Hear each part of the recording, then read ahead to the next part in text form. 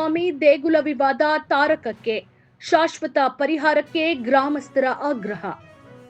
ಶ್ರೀನಿವಾಸಪುರ ತಾಲೂಕಿನ ರಾಯಲ್ಪಾಡು ಹೋಬಳಿಯ ಕೋಟೆಕಲ್ಲೂರು ಗ್ರಾಮದ ಶ್ರೀದೇವಿ ಭೂದೇವಿ ಸಮೇತ ಶ್ರೀ ಚೆನ್ನಕೇಶವ ಸ್ವಾಮಿ ದೇವಾಲಯದ ಬೀಗ ತೆರವು ಹಾಗೂ ಟ್ರಸ್ಟ್ ಆಡಳಿತದ ವಿಚಾರ ಇದೀಗ ವಿವಾದಕ್ಕೆ ಕಾರಣವಾಗಿದೆ.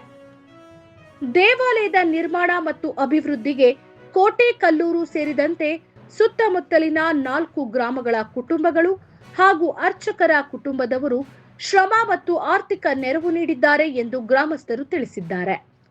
ಆದರೆ ಗ್ರಾಮಸ್ಥರಿಗೆ ಮಾಹಿತಿ ನೀಡದೆ ಪ್ರತ್ಯೇಕ ಟ್ರಸ್ಟ್ ರಚಿಸಲಾಗಿದೆ. ದೇವಾಲಯದ ಲೆಕ್ಕಪತ್ರ ಮತ್ತು ನಿರ್ವಹಣೆ ಕುರಿತು ಸೂಕ್ತ ಮಾಹಿತಿ ನೀಡುತ್ತಿಲ್ಲ ಎಂಬ ಆರೋಪವು ಕೇಳಿಬಂದಿದೆ.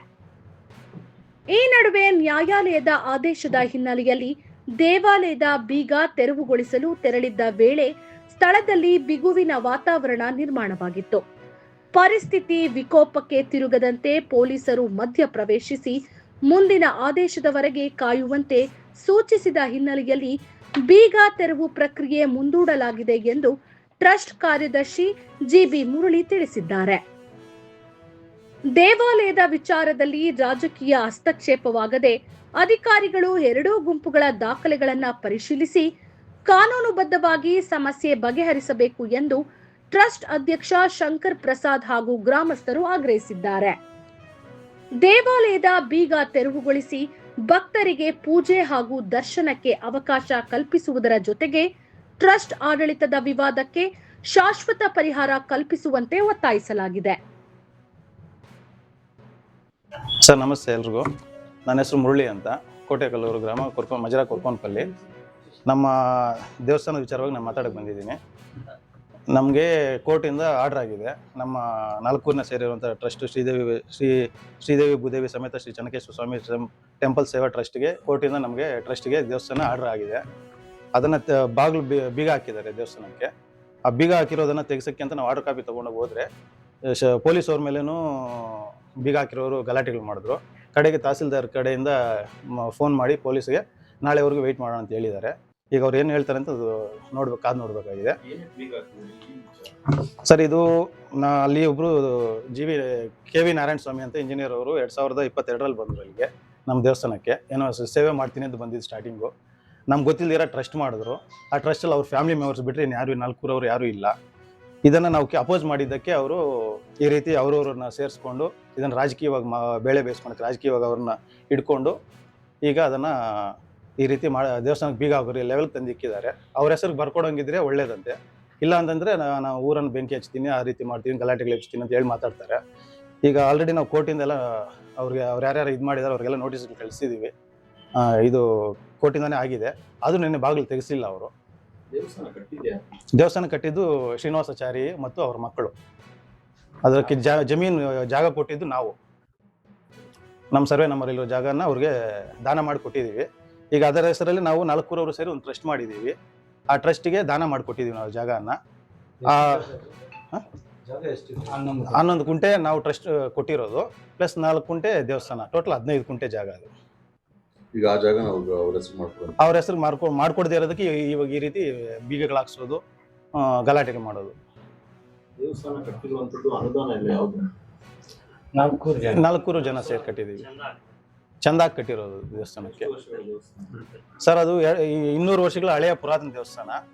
ಅದು 200 ವರ್ಷಗಳ ಹಿಂದೆ ಶಿಥಿಲ ಆಗೋಗಿತ್ತು. ಅದನ್ನು ಮತ್ತೆ ನಾವು ಪುನರುದ್ಧಾನ ಮಾಡಿ ಹೊಸದಾಗಿ ಪಾಯ ಹಾಕಿ ಎಲ್ಲ ನಾವು 4 ಸೇರಿ ಕಟ್ಟಿದ್ದೀವಿ. ಅದಕ್ಕೆ ಮೇಯ್ನ್ ಅರ್ಚಕರೇ ಕಾರಣ, ದೇವಸ್ಥಾನ ಕಟ್ಟಿರೋದಕ್ಕೆ ಅರ್ಚಕರೇ ಕಾರಣ. ಈಗ ಅವರನ್ನೇ ಅಲ್ಲಿಂದ ಆಚೆ ಕಳಿಸಿದ್ರು ಇವರು ಇಂಜಿನಿಯರ್ ನಾರಾಯಣ ಸ್ವಾಮಿನವರು. ಪೂಜೆಗಳು ಮಾಡಿಸಿದ್ದೀರಾ, ಊರವ್ರನ್ನೆಲ್ಲ ಕೂಡ ಹಾಕೊಂಡು ಅವ್ರಿಗೆಲ್ಲ 4 ಮಾತುಗಳು ಹೇಳ್ಬಿಟ್ಟು ಏನೇನು ಹೇಳಿದ್ರು ಗೊತ್ತಿಲ್ಲ ಮಾಡಿ ಅವ್ರನ್ನ ಆಚೆಗೆ ಕಳಿಸಿದ್ರು. ಮತ್ತೆ ನಾವೆಲ್ಲ ಸೇರಿ ಮತ್ತೆ ಒಳಗಡೆ ಇಕ್ಕಿದ್ದೀವಿ. ಆದರೆ ಈಗ ಮತ್ತೆ ಆ ದೇವಸ್ಥಾನದ ಮೇಲೆ ಈ ತಕರಾರು ತಗೊಂಡ್ಬಂದು ಈ ರೀತಿ ಮಾಡ್ತಾ ಇದ್ದಾರೆ. ಬೀಗ ಹಾಕಿರೋದು ಬಂದು ನಮ್ಮೂರಿನ JDS ಮುಖಂಡರುಗಳು, ಕಾರ್ಯಕರ್ತರುಗಳು. ಇದನ್ನು ಇನ್ನೊಂದು ಏನಂದರೆ ನನಗೆ ಆಶ್ಚರ್ಯ ಆಗೋದು, ನಮ್ಮ ತಾಲೂಕಿನ MLA ಆದಂಥ GK ವೆಂಕಟೇಶ್ವರರೆಡ್ಡಿ ಅವರು ಸೆಷನ್ನಲ್ಲಿ ಕ್ವಶನ್ಗಳು ಹಾಕ್ತಾರೆ. ಏನಂತ, ಈಗ ಈ ರೀತಿ ಬೀಗ ಹಾಕಿದ್ದಾರೆ ದೇವಸ್ಥಾನಕ್ಕೆ, ಅದು ಇದು ಅಂತ ತಾಲೂಕು ಅಧಿಕಾರಿಗಳು ಹಾಕಿದ್ದಾರೆ ಅಂತ. ಆ ತಾಲೂಕು ಅಧಿಕಾರಿಗಳು ಅದು ಖಾಸಗಿ ದೇವಸ್ಥಾನ ಅಂತ ಹಾಕ್ತಾರೆ. ಖಾಸಗಿ ದೇವಸ್ಥಾನ ಆಗೋಂಗಿದ್ರೆ ನೀವು ನಮ್ಮ ಖಾಸಗಿ ದೇವಸ್ಥಾನ ನೀವು ಎತ್ಕೊಂಡೋಗಿ ಸೆಕ್ಷನಲ್ಲಿ ಇಡಕ್ಕೆ ನೀವು ಯಾರು? ನಮ್ಮ ಪರ್ಮಿಷನ್ ಇಲ್ಲದೆ ನಮ್ಮ ದೇವಸ್ಥಾನ ನೀವು ಸೆಷನ್ ಇಡಕ್ಕೆ ನೀವು ಯಾರು, ಈ ರೀತಿ ಮಾಡಿ ಯಂಗ್ಶವರ್ ಅವರು ಈ ರೀತಿ ಮಾಡ್ತಾ ಇದ್ದಾರೆ. ಅವ್ರಿಗೆ ಪೂರ್ತಿ ವಿಚಾರ ಇದನ್ನ ಸರಿಯಾಗಿ ಗೊತ್ತಿಲ್ಲ, ಬಂದು ಮಾತಾಡೂ ಇಲ್ಲ ಇಷ್ಟೊತ್ತಿಗೆ ದೇವಸ್ಥಾನ ಬಗ್ಗೆ ಏನಾಗಿದೆ, ಇಲ್ಲಿ ಏನಾಗಿ ನಡೀತಿದೆ ಅಂತ ಎತ್ಕೊಂಡೋಗಿ ಸೆಷನ್ ಅಲ್ಲಿ ಇಟ್ಟಿದ್ದಾರೆ. ಬೀಗ ಹಾಕಿರೋದು ಬಂದು JDS ನವರು. ಬೀಗ ತೆಗಿಯಕ್ಕೆ ಅಂತ ನಾವು ಕೋರ್ಟಿಂದ ಆದೇಶ ತಗೊಂಡ್ಬಂದು ಬೀಗ ತೆಗಿಯಕ್ಕೆ ಅಂತ ಕೋರ್ಟಿಂದ ಆದೇಶ ತಗೊಂಡ್ಬಂದಿದ್ರೆ ಅಡ್ಡಿಪಡಿಸ್ತಾ ಇರೋದು JDS ಅವರು. ಅಲ್ಲಿಗೆ MLA ಅವ್ರು ಏನ್ ಮಾಡ್ತಾ ಇದ್ದಾರೆ, ನೀವೇ ಬೀಗ ಹಾಕ್ಸೋದು, ನೀವೇ ಹೋಗಿ ಸೆಷನ್ ಅಲ್ಲಿ ಇಡೋದು ಬೀಗ ಹಾಕಿದ್ದಾರೆ ಅಂತ, ಮತ್ತೆ ತೆಗಿಯಕ್ಕೆ ಹೋದಾಗ ಅಡ್ಡಿಪಡಿಸೋದು ನೀವೇ. ನಮ್ಮ ದೇವಸ್ಥಾನವನ್ನ ನೀವು ರಾಜಕೀಯವಾಗಿ ಉಪಯೋಗಿಸ್ಕೊಳ್ತಾ ಇದ್ದೀರಾ. ನಿಮ್ಮ ಬೇಡಿಕೆ ಏನು? ನಮ್ಮ ಬೇಡಿಕೆ ಏನಿಲ್ಲ, ಈಗ ಕೋರ್ಟಿಂದ ನಮ್ಗೆ ಆದೇಶ ಆಗಿದೆ. ನಮ್ಮ 4 ಊರಿನ ಸೇರಿರುವಂತ ಟ್ರಸ್ಟಿಗೆ ಕೋರ್ಟಿಂದ ಆರ್ಡರ್ ಆಗಿದೆ. ಇದನ್ನ ನಾವು ಆಲ್ರೆಡಿ ತಹಸೀಲ್ದಾರ್ ಕಡೆಯಿಂದ ಎಲ್ಲ ಒಂದು ಆರ್ಡರ್ ಬಂದಿದೆ. ಆ ತಹಸೀಲ್ದಾರ್ಗೆ ಪಾಪ ಅವ್ರಿಗೆ ಏನಾಗಿದೆ ಗೊತ್ತಿಲ್ಲ, ಪ್ರೆಷರ್ ಮಾಡ್ತಾ ಇರ್ಬೋದು, ಮೋಸ್ಟ್ಲಿ MLA ಕಡೆಯಿಂದ ಯಾರಾದ್ರೂ ಮಾಡ್ತಾ ಇರ್ತಾರೆ. ಅದರಿಂದ ಅವ್ರು ಮತ್ತೆ ಇವತ್ತು ಮತ್ತೆ ಪೆಂಡಿಂಗ್ ಇಕ್ಕಿದ್ದಾರೆ. ಇವತ್ತೇನೋ ನೀವು ಸಂಪರ್ಕ ಮಾಡಿದ್ರೆ ಅದೇ ಮಾಡ್ಬೇಕಂತ ಹೋದ್ವಿ, ಇನ್ನ ಬಂದಿಲ್ಲ, ಅವರೆಲ್ಲ ಎಲ್ಲ ಹೋಗಿದ್ದೀನಿ ಅಂತಂದ್ರು. ಬಂದ್ಮೇಲೆ ಹೋಗಿ ಮಾತಾಡ್ತೀವಿ. ನಮ್ಮ ಟ್ರಸ್ಟಲ್ಲಿ 18 ಜನ ಇದ್ದೀವಿ. ನಮ್ಮ ಟ್ರಸ್ಟಲ್ಲಿ ಯಾವುದು ಜಾತಿ ಭೇದ ಇಲ್ಲ, ಎಲ್ಲ ಜಾತಿಯವ್ರನ್ನ ಹಾಕೊಂಡಿದೀವಿ, ಎಲ್ಲ ಪೊಸಿಷನ್ಸ್ ಕೊಟ್ಕೊಂಡಿದೀವಿ. 4 ಜನನೂ ಇದ್ದಾರೆ ಅದರಲ್ಲಿ.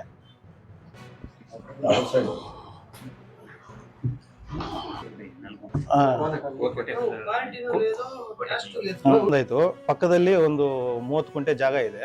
ಅದನ್ನ ನಾವು ಎಲ್ಲರೂ ಸೇರಿ 28 ಗುಂಟೆ 30 ಗುಂಟೆ ಒಳಗಡೆ ಇದೆ ಜಾಗ. ಅದು ಎಲ್ಲರೂ ಸೇರಿ ದೇವಸ್ಥಾನಕ್ಕೆ ಅಂತ ದುಡ್ಡು ಹಾಕಿ ತಗೊಂಡ್ವಿ.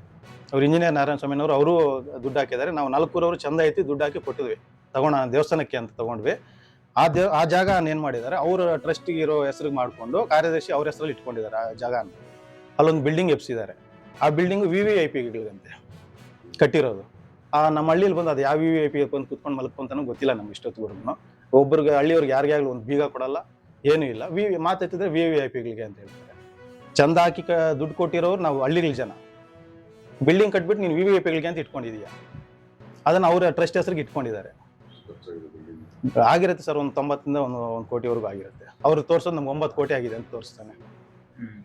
1.5 ಕೋಟಿ ಆಗಿರ್ಬೋದು, ಅವ್ರು ಹೇಳೋದು 9 ಕೋಟಿ ಮಾಡಿದೀನಿ ಅಂತ ಹೇಳ್ತಾರೆ.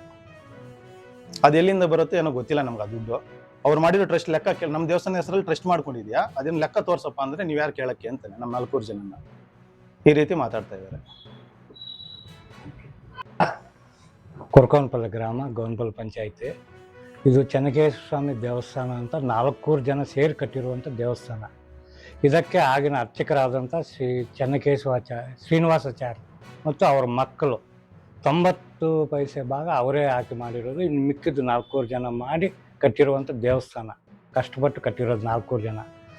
ಅಂಥ ದೇವಸ್ಥಾನಕ್ಕೆ 11 ವರ್ಷದ ನಂತರ KV ನಾರಾಯಣ ಸ್ವಾಮಿ ಬಂದು ನಾನೇನೋ ಸೇವೆ ಮಾಡಬೇಕು, ಕಾಂಪೌಂಡ್ ಕಟ್ಟಬೇಕು ಅಂತ ಬಂದವರು. ಯಾರಿಗೂ ಊರಲ್ಲಿ ತಿರುಗಿದಿರ ಟ್ರಸ್ಟ್ ಮಾಡ್ತಾರೆ, ಚೆನ್ನಕೇಶ್ವರ ಸ್ವಾಮಿ ಸೇವಾ ಟ್ರಸ್ಟ್ ಅಂತ.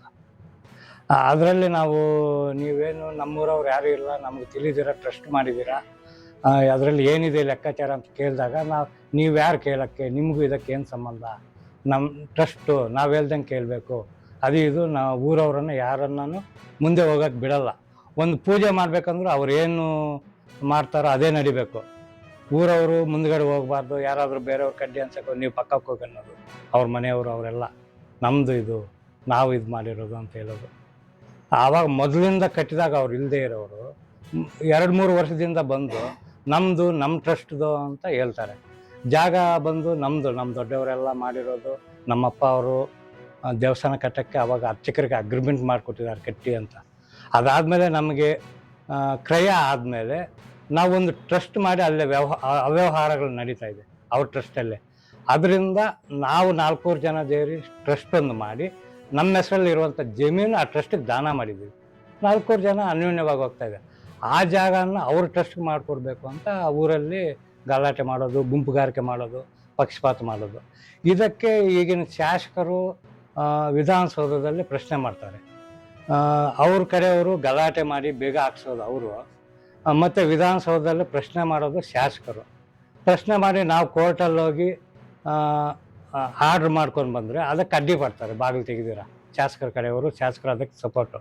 ಮತ್ತು ತಹಸೀಲ್ದಾರ್ ಅವರು, ಪೊಲೀಸ್ ಅವರು, ಇವರು ನಿಮ್ಗೇನು ಸಂಬಂಧ, ಖಾಸಗಿ ದೇವಸ್ಥಾನ, ನೀವೇನಕ್ಕೆ ಹೋದ್ರಿ ಬೇಗ ಹಾಕಿರಿ ಅಂತ ಅವ್ರ ಮೇಲೆ ಹೇಳ್ತಾರೆ. ಅವ್ರು ಹಾಕಿರೋ ಬೇಗ ಅಲ್ಲ. ಗಲಾಟೆ ಮಾಡಿ ಊರಿನವ್ರು ಬೇಗ ಹಾಕಿದರೆ ತಹಸೀಲ್ದಾರು ಮುಜರಾಯಿ ಡಿಪಾರ್ಟ್ಮೆಂಟಿಂದ ಬಂದು ಅರ್ಚಕರನ್ನು ನೇಮಕ ಮಾಡಿ ಪೂಜೆ ಮಾಡಿಸಿದ್ದಾರೆ. ಅಂಥದಕ್ಕೆ ಮತ್ತೆ ಅವರೇ ಬೇಗ ಹಾಕಿಸ್ತಾರೆ. ಬೇಗ ಹಾಕಿ ಅಡ್ಡ ಮಾಡಿ ಮತ್ತೆ ನಾವು ಕಾನೂನು ಪ್ರಕಾರವಾಗಿ ಹೋಗಿ ಆರ್ಡರ್ ಮಾಡ್ಕೊಂಡು ಬಂದರೆ ಅದಕ್ಕೂ ಅಡ್ಡಿ ಅವರೇ ಪಡಿಸ್ತಾರೆ. ಇದು ಅದರಿಂದ ಆದೇಶ 10ರಲ್ಲಿ ಅಲ್ಲ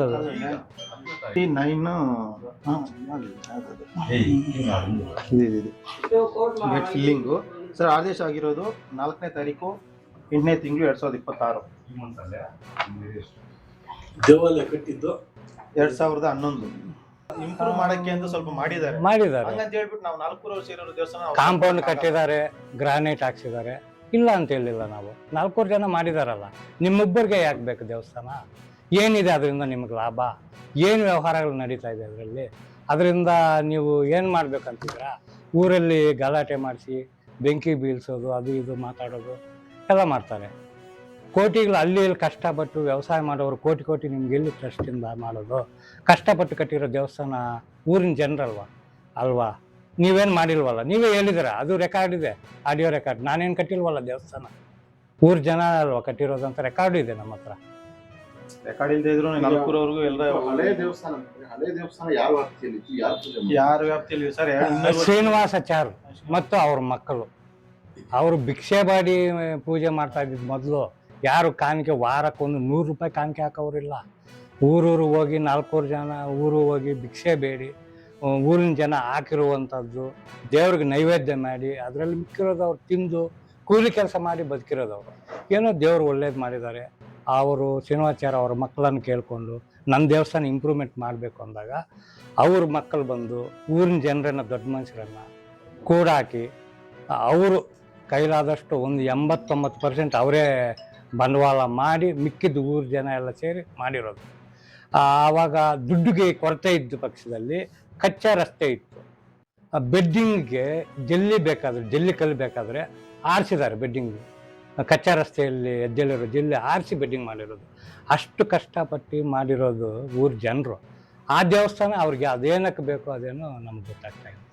ಅದರಲ್ಲಿ ಏನು ಲಾಭ ಇದೆಯೋ ಅವ್ರಿಗೆ, ಅದರಿಂದ ಫಂಡಿಂಗ್ ಮಾಡಿಕೊಂಡು ಅದೇನೇನು ಮಾಡ್ತಾಯಿದ್ರು ಅರ್ಥನೇ ಆಗ್ತದೆ. ಅವ್ರಿಗೆ ಸಪೋರ್ಟು ನಮ್ಮ ಶಾಸಕರು ಅವ್ರಿಗೆ ಸಪೋರ್ಟ್. ನಮ್ಮೂರೇ ಬೆಂಗಳೂರಲ್ಲಿ ಸೆಟ್ಲ್ ಆಗುತ್ತೆ ಸುಮಾರು ವರ್ಷಗಳ.